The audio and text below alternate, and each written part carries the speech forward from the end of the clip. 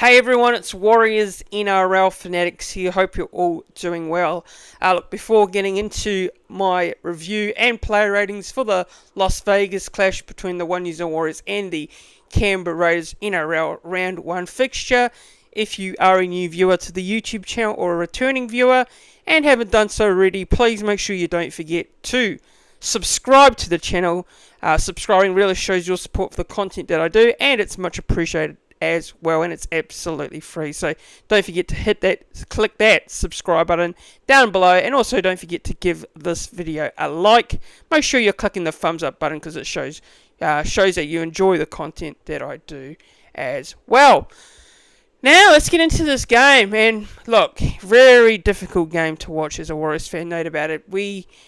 Going into this, we all had a bit of excitement, a little bit of hope that we thought, coming off the pre-season, and yes, so only pre-season trials, and I don't generally get excited over pre-season, I never do, and I wasn't too excited, but I was positive that some good signs in those trial games especially. But look, in terms of the Raiders, obviously very young side going into the season.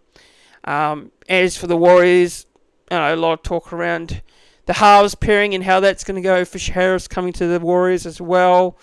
There was a bit of hope that the Warriors could turn around what was a very difficult 2024 season into a lot better of a 2025 season. But it felt like going into this, both teams, I feel this was an important game for them, because if one of these teams, came away with a loss, going all the way to Vegas, that'd be the most disappointed and frustrated of the sides, especially with these two teams where a lot of people aren't expecting the Warriors and the Raiders, well, the experts aren't, to do well this season. So, yeah, look, the Warriors had a great continuous of support in Vegas. A lot of fans there. It's great to see, and awesome for the Warriors brand as a whole. To go to Vegas and spread the game across America. And also good for the Raiders as well, because they had a pretty good number of supporters over there too. So, look, both of these teams didn't lack support. And, it was a big build-up leading into this game. A lot of events going on in America as well with the NRL teams. And, of course, both of them staying in the exact same hotel, really, to be quite frank. But onto the game as a whole, I think the way this game started in particular, both teams physically up for it early, defensively. I think the thing I noticed with the first couple of sets that the Warriors had, and it was the Raiders' ability to stop the Warriors forwards from gaining a lot of meters early on in the sets. And the Warriors, I felt like the forwards were getting really fatigued and tired, and well, you can feel like that was the case because the Raiders had a lot of possession early on, and they dominated the start of this contest. And the thing that stood out for me was the Raiders' offloads, and the offloads definitely killed the Warriors and made us so fatigued, and just looking like we've got no answers to what the Raiders were throwing at us. And also, I thought that Tom Starling, in particular, I thought was having a really strong start to this game as a whole, because the Warriors, you can tell their defence was in all sorts, and Thomas Starling was exposing that quite a lot throughout this game. And I just felt like the Raiders forwards were coming over the top of the Warriors throughout that first half. Now, the Raiders' first try actually came off the back of a offload from Hudson Young, and on replay, and watching this back after watching it live on the Sunday, I looked at the replay of how the try was conceded, and that was coming on the back of that offload, but also the fact that Metcalf was caught out one-on-one, and the Raiders shifting the ball to Ali Leotawa and Roger Tuivasa-Sheck's side. And look, I felt like defensively we probably should have done a lot better. Sebastian Chris goes over, and they go upstairs and they say it's a no try. On replay, I thought he was short, and the bunker overturned the decision on field, and it was a try. And look, it was the correct call. I can't argue with that one. That was a try, and defensively, that was a bit of a concern early on that we couldn't stop the Sebastian Chris try. I feel like we could have done a lot better in terms of how we marked up on Chris to stop that try being scored. But yeah, 33 minutes into this first half, and the Raiders with the strongest of the starts here, 6-0, and look, probably fair enough when you look at the way the Raiders got off to the start they did. They probably definitely deserved to lead by 6 points to 0. But then from there on, the Raiders continued with their offload game, and offloads, if they don't come off, they tend to go either way. You know, they tend to be a good thing. It works in your favour, or it doesn't work in your favour, and you make a lot of mistakes. And the Raiders did after they scored that try. They made a couple of mistakes in a row there with the offloads not sticking in the next plays. And then the Warriors had a few opportunities, well, to strike back and get the next try on the board. And the Warriors' attack just looked very clunky, not up to it. Our last play options from our halves in particular, and Luke Metcalf and Harris DeVita weren't really on the money. Did not work at all. I feel like the Warriors, maybe they just didn't adapt to the venue, the field dimensions. It just felt like they didn't adapt to it all. And the Raiders did, with what they did in terms of their kicking game. Jamal Fogarty, I thought, was on point with his kicking game, and that's what I feared going into this game, was Jamal Fogarty and how he played in particular. And I did say in the preview with Craig, who was a Raiders fan, I did say the 4-pack was going to be the key in terms of winning this game, and that turned out to be the case throughout this whole match. So, look, kicking game from Luke Metcalf wasn't the greatest. Tough outing for him in his first game in the 7 jersey for the Warriors in the first game of the season. Harris DeVita did not play well as well. Look, you can't put the blame just on Metcalf. Both of them did not have their greatest game. And look, our halves didn't really control the game. But in saying that, it wasn't just our halves that didn't play particularly well. It's all about the foundation, what the 4-pack brings to the table. They need to show that extra punch on the field, gain those meters, and give us an extra leg up. And I felt like the 4-pack didn't really deliver on what we needed to do, matching it with the Raiders pack. The Raiders pack were clearly on top of us, and we just could not contain what the Raiders were throwing at us throughout this whole entire match. But yeah, if you look at the minutes as well, this is the big one. Webby, once again, I don't understand what the reason was behind it. Fisher Harris and Barnett's minutes limited. You had Ford, Niokore, and Capewell played a longer stint. And I will say this, Ford, Niokore, and Capewell, you cannot play them together. You just can't. You can't start them together in this, for me, moving forward. I think they've got to go either way, right? If you're going to start Ford, you can't have Niokore and Capewell as well. If you're going to start Niokore, you got to have Niokore and probably someone like a Laban, or Niokore, Capewell, or Capewell, Laban. You can't have all 3 players starting in this lineup. And I feel like Webster made the wrong call with a lot of what he did with the bench, especially, and how he selected the side. So that's just what I think personally. And Webster, in his first year, there were signs when he had such a great year, and no one really talked about it because we're doing so well, no one questioned it. But there were times where his bench rotations weren't on point, and he's going to have to get better at that. And last year was the exact thing. His bench rotations weren't quite on the money at all, in my opinion. So, yeah, just looking at the minutes of the forwards, Barnett, 51 minutes. Capewell, 67 minutes, 67 minutes on the field. Him and Ford were on the field a long time. And then you had Barnett and Fisher Harris not getting a longer minutes, which, it's really questionable, very debatable as to why why he went that way with his tactics in terms of what Webby did there. But yeah, look, also, Niokore played 54 minutes. I felt like Aaron Clark was, I think he was solid coming off the bench. I think he did an alright job. He played 46 minutes there. Dylan Walker actually played 47 minutes. So, for the minutes he played, he came on the field. He tried to add a bit of impact to our attack, which was very lacking. And, tried his best. There was one try that we scored.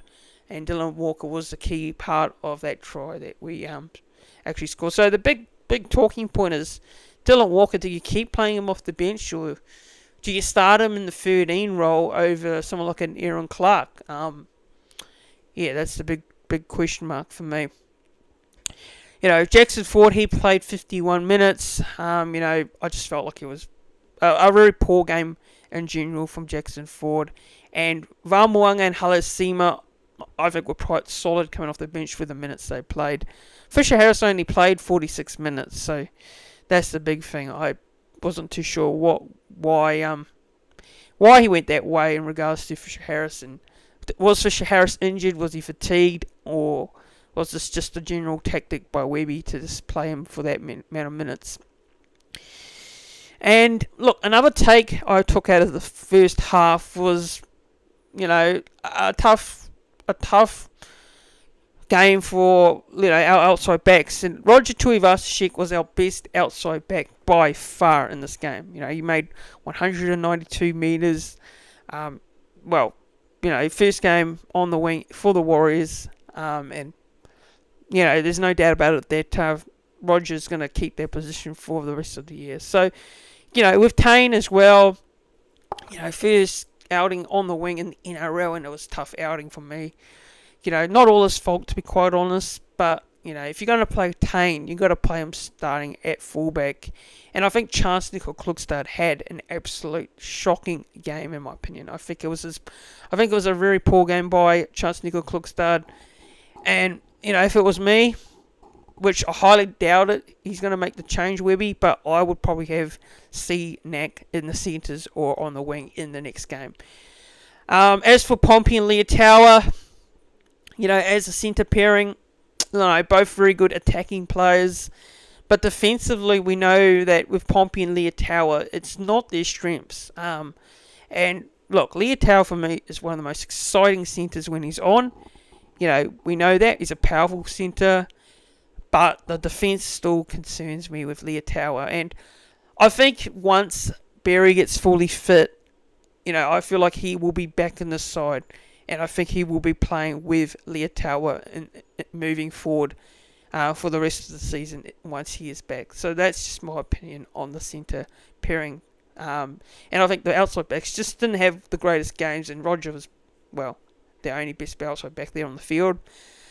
And then, the kicking game, of course, Metcalf and CHC, like I say, not enough impact there. But, look, for me, if it doesn't work out in round 2, if they do start Metcalf and CHT again and, in the next couple of games, and look, I feel like it probably shouldn't be the hardest pairing moving forward, but knowing Webby, he'll probably give them both more time together. But if it doesn't work in the next couple of games, then I feel like they should throw in someone like Tana Boyd back into the mix and give him an opportunity and see how he goes.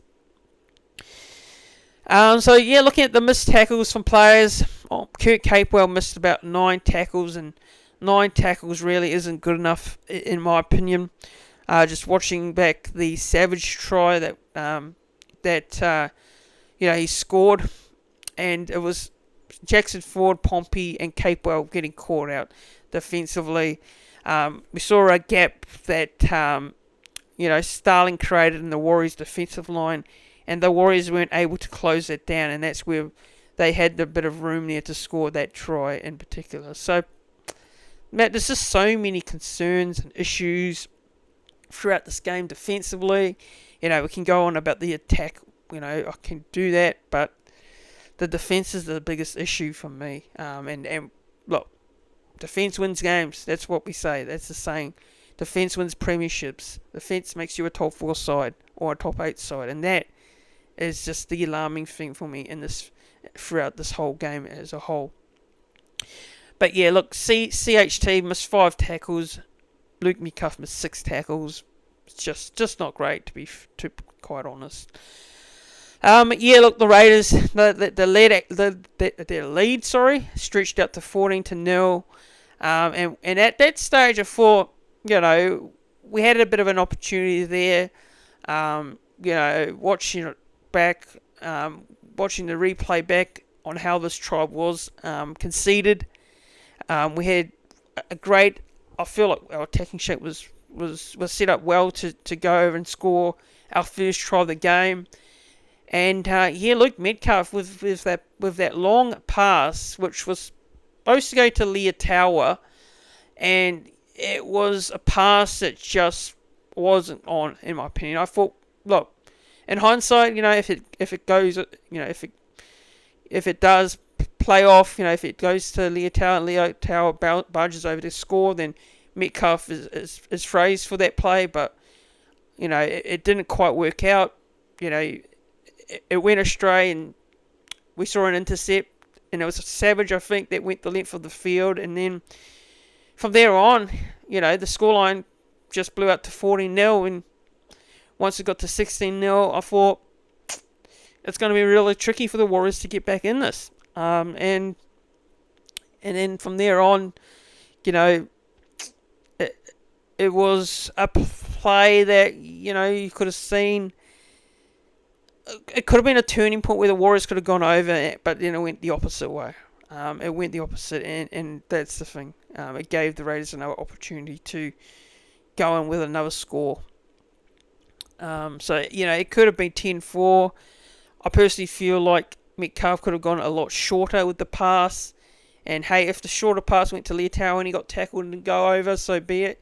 You get another opportunity to get the kick in and try and get the ball back and get another set of 6 to get another try and get a try on the board. But yeah, it's just the execution wasn't there for me throughout the whole first half in terms of the attacking side of things, and it just wasn't clicking. But yeah, just the 5 minutes remaining in that first half was the biggest telling stat. Was the Warriors missed 21 tackles and the Raiders missed 1 tackle. That's a huge stat.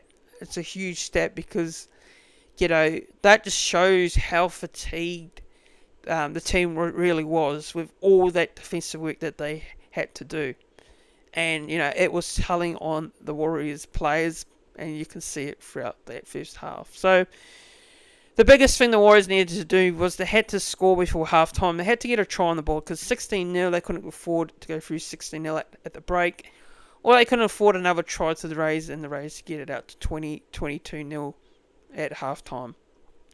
And look, they finally did score, and it actually was Dylan Walker who just came onto the field and provided that impact that we needed. And, Pompey gets the offload out to Capewell, and Capewell scores on that wing, and it's 16-4 at halftime. And 16-4 at halftime isn't too bad.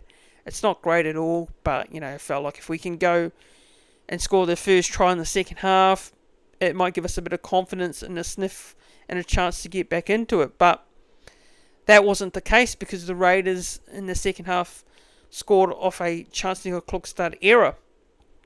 And it was an error off a kick.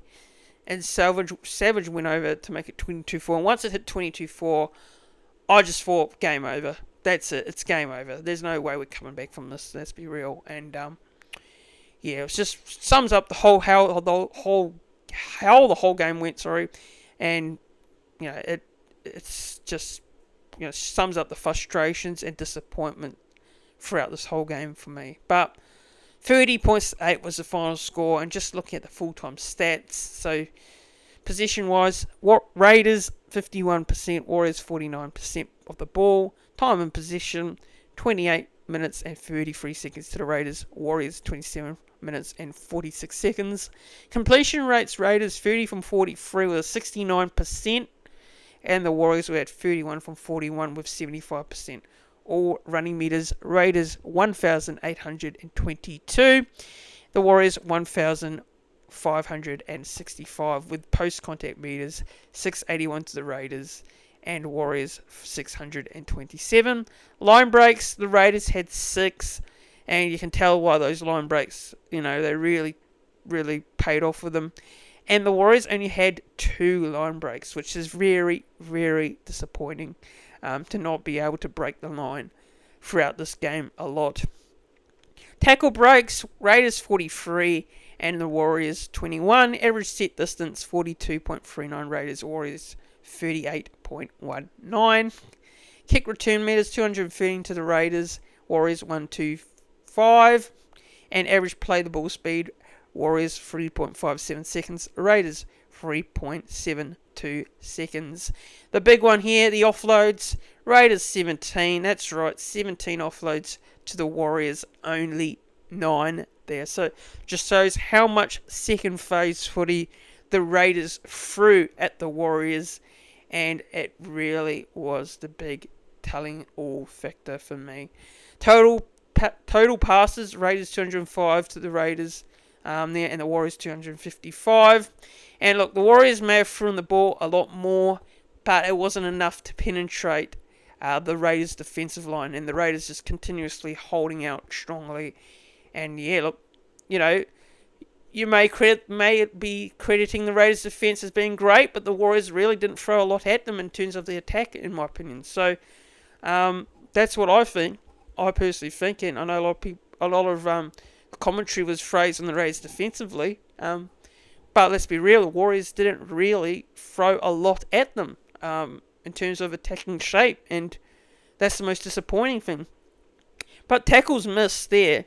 Warriors 43 and Raiders 21. 43 missed tackles, and you just can't afford to be missing 43 tackles in a game and expecting to win and get even close and competitive, because that's just not good enough, and that's the most disappointing thing for me. We talked about, us fans, content creators, we talked about how defense is going to be so important this year. Fans have talked about it, and that was not a good sign. It was not throughout the whole match. But effective tackles, Warriors 28, Raiders 15, and yeah, that for me is also just not good at all in terms of what we want, we want to achieve in terms of the results.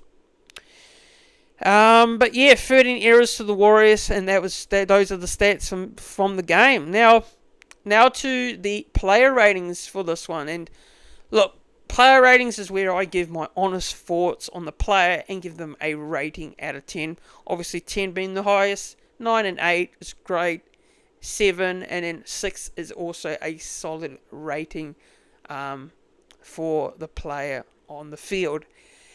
Now, starting off with fullback, Chance Nickel-Klukstad, C and K, and look, I'll be real and honest here, and it's sad to say it, and unfortunately I have to, but I'm here to give you guys my honest view on the player, and that's what I'm going to do. So Chance gets a 4 out of 10. Wasn't Chance Nickel-Klukstad's best game at all. C and K, this was a very average game from CNEC. Let's be real. It's a real shame, because going into this season, I thought that this would be the game that Chance Nickel-Klukstad would want to have a strong one early on. I thought he was alright in the trials. Didn't show too many signs of errors and mistakes. But yeah, he just wasn't great at all, and didn't provide a lot in terms of a spark in the attack, and made a few too many errors as well. So, look, CNET gets for me a 4 out of 10. Tane Tauapeki, tough outing for Tane on the wing in his first game there in the NRL. Now, look, Tane is a fullback. He is not a winger, right? And we can't afford to be staying him there on the wing for the next couple games, in my opinion. I don't think it's a good move to do. If you're going to start him, play him at fullback, or unfortunately don't play him at all. And I really love Tane, but I just think wing is not his best suited position, and he's got to play fullback. So tough outing, but I'm going to give him a 4. Our outside backs throughout this game just weren't great. Adam Pompey for me gets a 4 out of 10, and I thought Adam Pompey, ran the ball pretty well, strongly, but defensively just not great. So I'm going to give him a 4 there for me out of 10. Ali Leotawa, defense, for me, again, is another thing I'm going to be talking about with our outside backs. Wasn't great at all. Attack had some great bright spots with the ball, 126 metres overall, 2 tackle breaks. That's awesome to see. As we usually expect with Leotawa, he's really good when he's running strongly with the ball there. But yeah, for me, I'm going to give Leotawa a 5. Ali's going to get me a 5 out of 10. Roger Tuivasa-Sheck, RTS, gets a solid 6.5 out of 10. I do feel like Roger was our best player on the field. 191 all running metres, 3 tackle breaks, and 77 post-contact metres. And Roger, he's played a bit of wing a couple years ago, but that was a long time ago when he was at the Roosters, and he won the Dally M Wing of the Year that year, I believe. So, there's a lot of people doubting whether he's going to be able to make the move to wing, and I think he'll do pretty well on the wing this season. So, yeah, he did quite solid. I'm going to give him a 6.5. CHT, Chanel Harris-Tavita, gets a 4 out of 10. Not his best game, to be quite frank.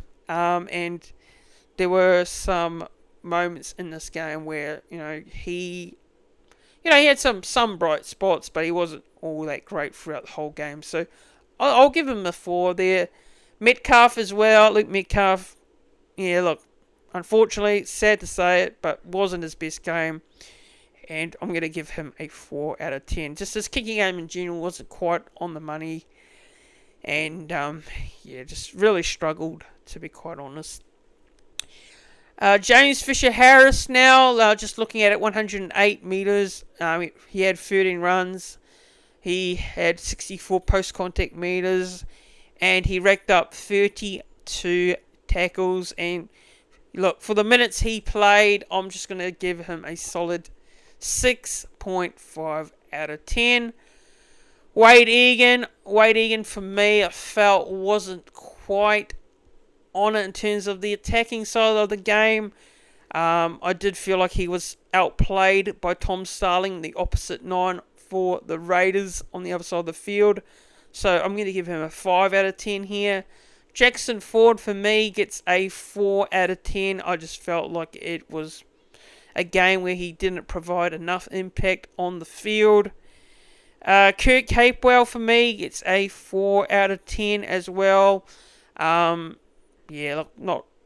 really too much to say on Kurt Capewell. I think he does look like he's put on a lot more weight as well. He looks a lot slower as well on the field. So I know a lot of people were real excited when we signed him last season because of the experience he brings to the table.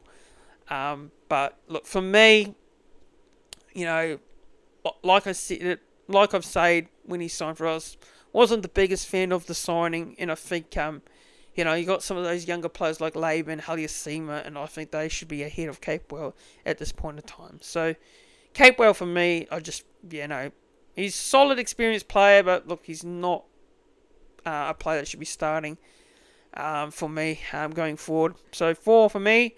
Marata Niokore for me gets a 4.5 out of 10. And Mitchell Barnett for me, moved to lock, and probably his impact was quietened down quite a bit throughout this game as well, and pretty unusual to see for the Simon Mannering medalist winner from last season, and I'm going to give him a 6 out of 10. Now to the bench, Aaron Clark gets a 6 out of 10 for me. Dylan Walker, I'm going to give Dylan Walker a 5 out of 10. Val Moanga, I'm going to give him a 5.5.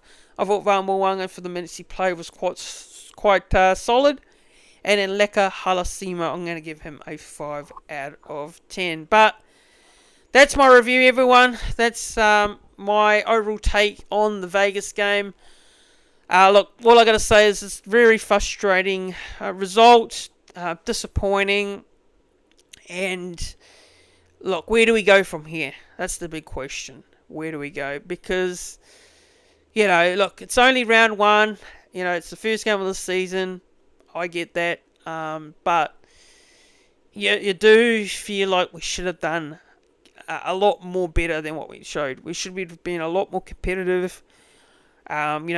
Being absolutely smashed 30 points to 8 is not a good look at all for your first game of the year.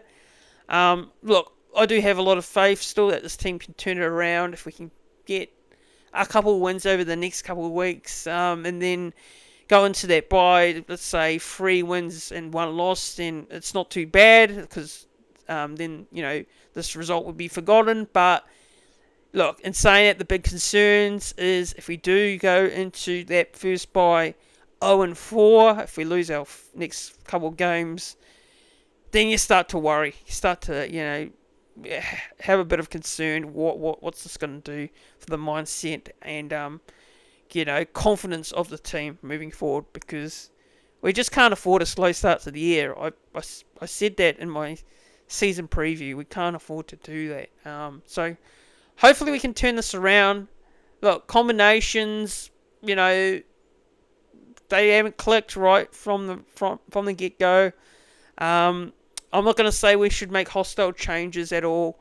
For people that, might say, why are you saying hostile changes? It's only round one. Well, that's not the case. But I do feel like we should make at least a couple in that forward pack. And maybe in the halves. But obviously with Webster, he doesn't usually make a lot of changes, and it probably is unlikely to happen. But I do feel like they should make at least a couple of changes moving forward. But let me know your thoughts on the game in the comments down below.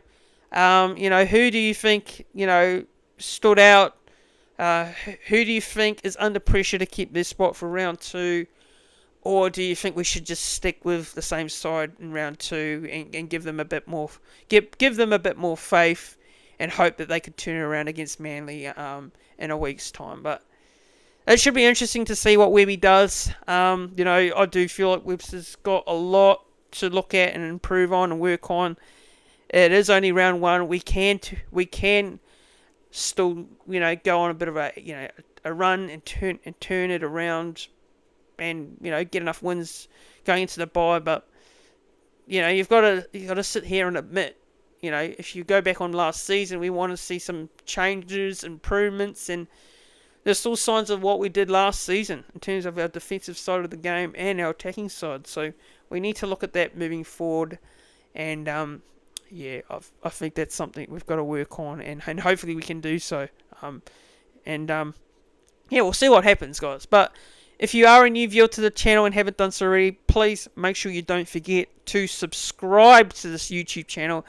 It's much appreciated. It shows all your support for the content that I do, and it's absolutely free. It doesn't cost anything at all. So hit that subscribe button, guys, because it really does help the channel to grow, and it helps the algorithm as well. And the goal of the channel, we wanted to try and get to that 3K subscriber mark, so help us to get there real soon. And go and support as well all the other Warriors content creators. Give a shout out to every Warriors content creator out there. Go and support them and help their channels as well. And don't forget to give this video a like. Click the thumbs up button on the video. Click the bell so you are notified for all your Warriors content on the channel next. And I'll see you guys all in the next one.